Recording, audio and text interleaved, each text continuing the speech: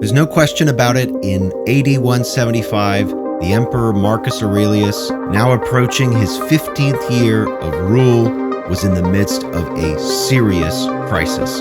His co-emperor Lucius Verus was dead. The Antonine Plague continued to rage in numerous cities in the Roman Empire. A major war on Rome's northern front, which was essentially supposed to be a cakewalk, had instead turned into a quagmire that bogged down tens of thousands of Roman soldiers, and there was no end in sight. And then, as we learned last time, Marcus was betrayed by one of his top generals, Avidius Cassius, governor of the East, including the powerful grain-producing region of Egypt, had declared himself emperor. And Marcus's regime, which seemed so strong only a few years prior, was crumbling before his eyes. Would Marcus Aurelius be able to stop this crisis? We'll talk about it on this episode of the Pax Romana podcast.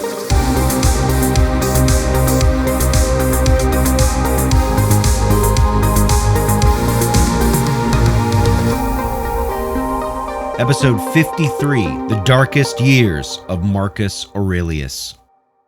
As we saw last time, Marcus Aurelius was in a lot of trouble by the year 175 AD.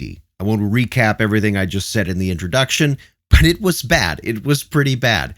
Marcus had just escaped his deathbed by the skin of his teeth. His wife thought that he was going to die, and so she had sent a letter to Marcus's leading general, Avidius Cassius, in the East, advising him to consider taking the empire and her hand in marriage should Marcus indeed die, as it looked like he was going to. This would stabilize the empire. Her son Commodus was not old enough yet to take over, and so this seemed like the best idea. But there may have been something else going on with Commodus at this time. He was about 13 or 14 years old, not old enough yet to take over the empire in case his father died. Galen, the imperial physician that attended both Marcus Aurelius and Commodus, claims, but only in one place, that Commodus got sick at this time, the same time as his father. Now, Galen says that Commodus just got a mild sickness, and that there was really nothing wrong with him, and that other people were imagining that the young prince had faced a more serious disease. But I think there are some strange clues in the way that Galen talks about what happened to Commodus. The official story is this. Commodus came down with what was basically a sore throat. He was given medicine by a doctor, other than Galen, that was not particularly useful and may have made his symptoms worse. And then Galen stepped in with a better remedy that began to heal Commodus. Meanwhile, his crazy aunt and her team of doctors kept interfering with what Galen was trying to do. Evidently, Commodus's aunt was terrified that Commodus was going to die, but Galen, ever the calm and careful doctor, was able to convince her that Commodus would be just fine, and he recovered, and that's it. There's really nothing to say about it. However, I find a few things interesting.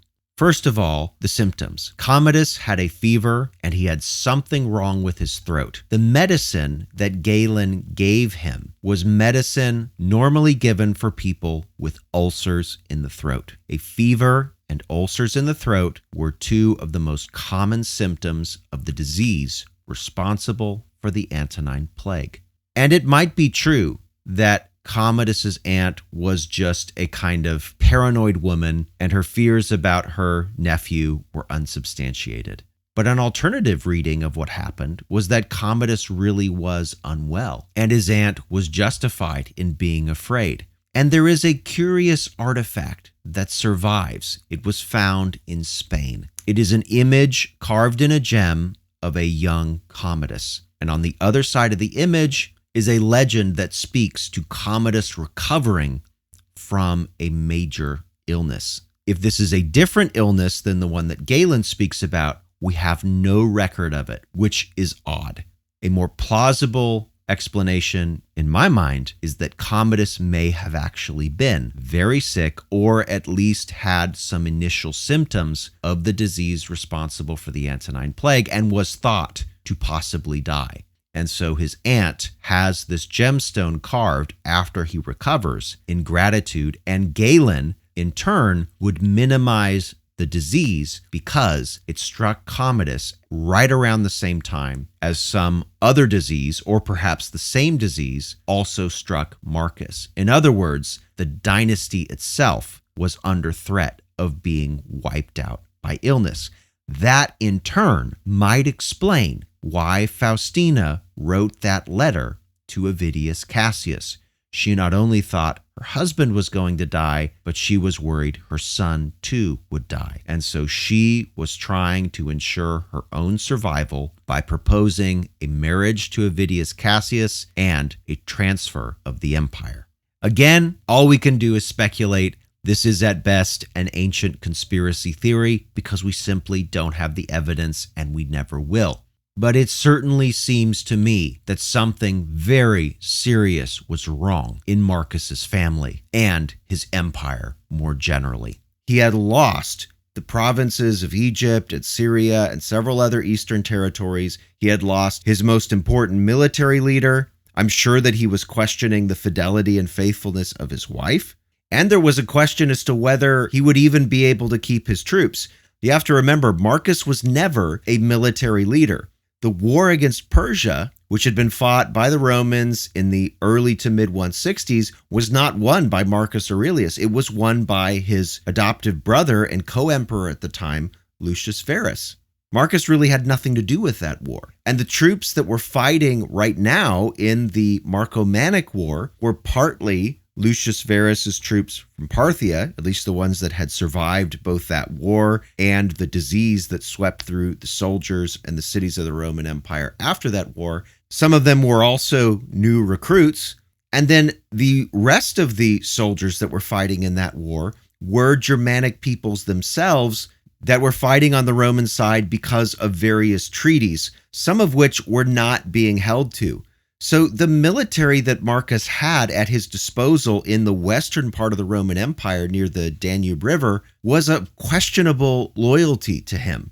And here was Avidius Cassius over in the east with the promise of a much stronger empire and a brand new dynasty to take things over. I really think that this was a pivotal moment in Roman history. And had things gone different, I think it would take a central place in the history books.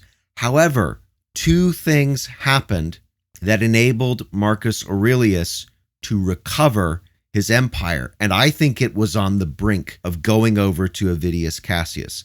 Here are the two things that happened. For one, Marcus's soldiers, for whatever reason, decided to stick with him.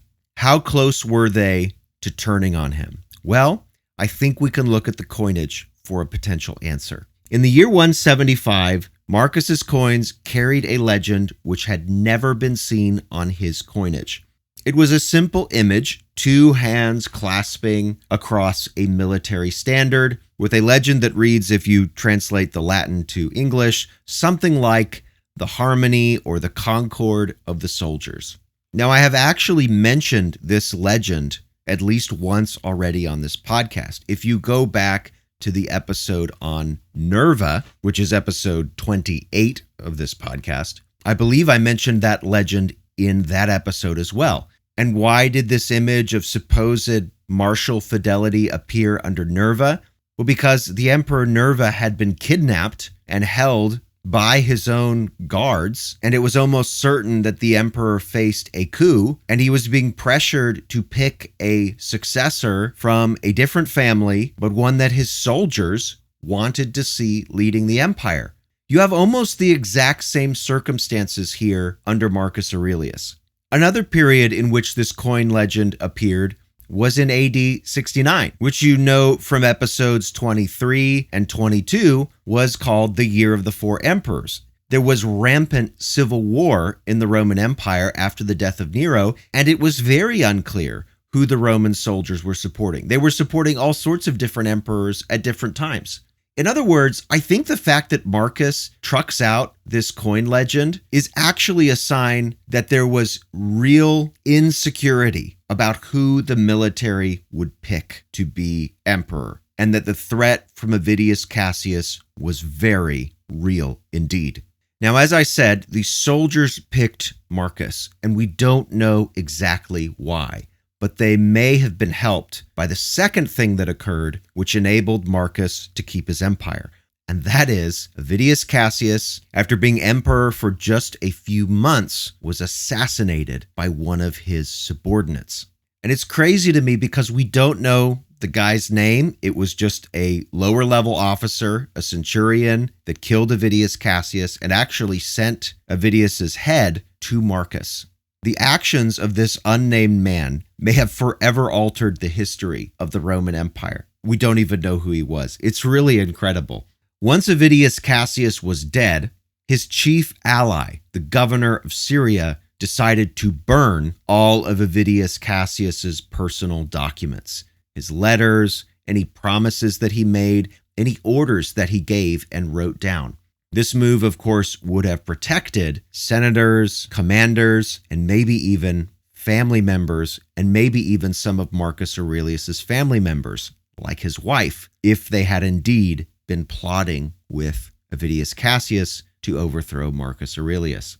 And it's because of this action that Faustina, Marcus's wife, that her involvement in this whole thing is just a rumor. Cassius Dio, the Roman senator who was alive at the time, cannot give us proof that Faustina was involved, although it is curious that she would die less than a year later, supposedly of natural causes, but who really knows? Marcus did seem, however, to be of a mind to forgive people, so maybe she did die of natural causes. He does not prosecute this governor of Syria. If some of his soldiers and commanders contemplated turning, we don't read anything about any of them being punished. What we do know is that Marcus Aurelius clearly needed to give attention to the eastern half of the empire. He had been bogged down in the Marcomannic War for more than half a decade at this point. The Antonine Plague had also been raging, and Marcus had been stuck in the West. He needed to give attention to the East.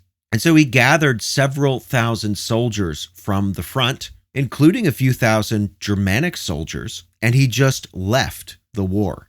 Since Marcus was leaving, his diplomats helped him to reach a hasty set of treaties with several of the most important Germanic tribes that the Romans were fighting. These would not last. I'm sure that the diplomats themselves knew that they would not last. But the point was, Marcus had to get to the east, or he just risked somebody else taking that territory. It was obviously very easy for Avidius Cassius to declare himself emperor, and while there was not necessarily a man like him waiting in the wings, it might not be long before somebody tried it. And the only thing that stopped Avidius Cassius was essentially an accident of fate. Had that centurion not killed his commander, historians to this day might be talking about the emergence of a new dynasty in 175. By the end of the year, he arrived in Egypt, the very center of the rebellion of Avidius Cassius. He received a huge welcome, as everybody, of course, wanted to make amends and show their loyalty to the emperor, as though just a few months ago, they were not all willing to fight and die for Avidius Cassius. Marcus would stay in Egypt over the winter, and then he would head back to Rome. Marcus's presence in the East seemed to be enough to shore up loyalty. But it was not enough to arrest the crisis that was still continuing to unfold in the aftermath of wars, plague, and food supply shortages. Before he even made it back to Rome, Marcus had to commission some of his officers and soldiers to put down criminal activity in the eastern half of the empire. What was happening?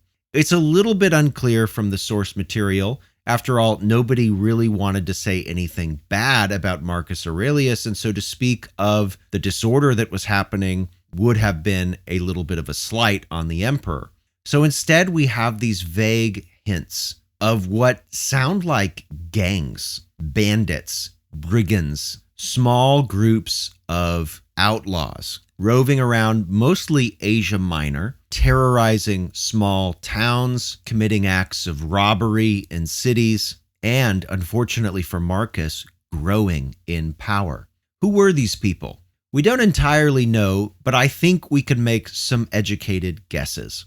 First, we know that the finances of Marcus's government were in a terrible state. They had been drained by wars. The decreased production during the Antonine Plague also seems to have affected the imperial coffers. And I don't think Marcus reduced taxes, and he certainly didn't reduce government spending. In other words, the government was demanding the same level of taxes, maybe more, and people simply did not have what was required to pay.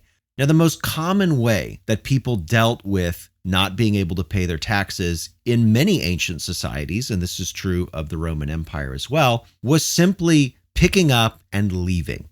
Roman tax collection was merciless. You didn't just get a warning letter. The authorities didn't set up a payment plan for you. It wasn't even the case that things got repossessed, although that could happen.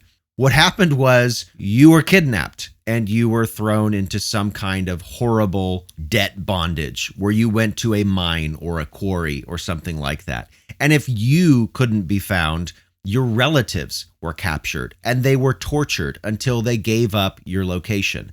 Roman tax collection was absolutely brutal, and you did not want to be around if you owed even a small amount of taxes. And so what do? You flee. So during a time of fiscal crisis, as there appears to have been under Marcus Aurelius, you would have a high number of tax fugitives hiding out in the countryside. They have to make a living somehow. You also have hints in several sources of runaway slaves at this time. These people were also outlaws. They could not rejoin society very easily. They could not always hide their identity as slaves. And so they too may have been hiding out in the countryside. Finally, there was a third group, and I think this was probably the most prominent group among these outlaws. These were soldiers that had deserted the army. Through a combination of losses from war and plague, the legions were in desperate need for soldiers back in the mid to late AD 160s.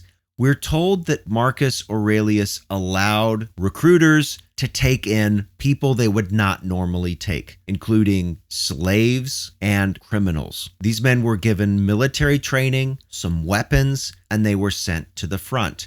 And as we know from the last episode, the front ended up being a terrible place to be. It was a quagmire. There was very little to gain in the way of booty, and there was a lot of risk in terms of loss. Not just loss of life, but let's just say some of these soldiers lost a few pieces of gear, a sword, a helmet, armor. They were expected to pay to replace those items. A suit of armor for a Roman soldier was about a year's salary. These were not cheap items. And as the war dragged on, and some of these people were in it for years and years and years, they had decisions to make. Should they continue to stay and fight a war for which there seemed to be no personal benefit? Or might they take their training and the weapons that they have been given and decide to fight easier victims? People inside the Roman Empire, peasants in towns. And I think that's exactly what happened. I think these bandits that we read about in Asia Minor, and by the way, banditry would expand over the next decade into the western half of the Roman Empire as well.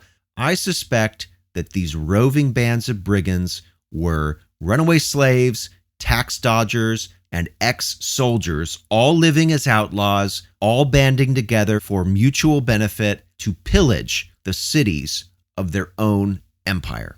So despite the fact that the rebellion of Avidius Cassius was over, the troubles from Marcus Aurelius continued. And if anything, they seemed to be getting worse. Marcus returned to Rome, but he was unable to stay there for very long because, of course, this hasty peace that the Romans had put together with several tribes along the Danube broke down within just a couple of years. Marcus, in the late 170s, had to go back once again to the German front and renew the fighting. I have to imagine that Marcus was thinking that this was not what he had signed up for. He had grown up and been groomed to rule in Rome as a philosopher king. His adoptive father, Antoninus Pius, had showered him with titles, had paraded him before the people. His adoptive brother Lucius Verus was the one who was supposed to handle all of this military stuff, and he was dead. Marcus was out of his league and beyond his ability. The sicknesses that he had experienced had ravaged his body, and his empire seemed to be crumbling around him.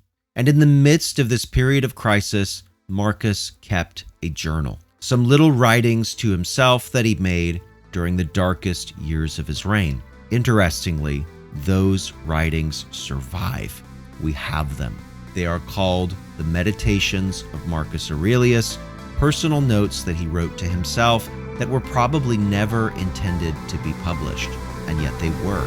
And on the next episode, we will talk about the Meditations of Marcus Aurelius, what they reveal of this man who faced the end of the Pax Romana and who would, just a few short years after writing them, finally succumb to death. All that on the next episode of the Pax Romana podcast.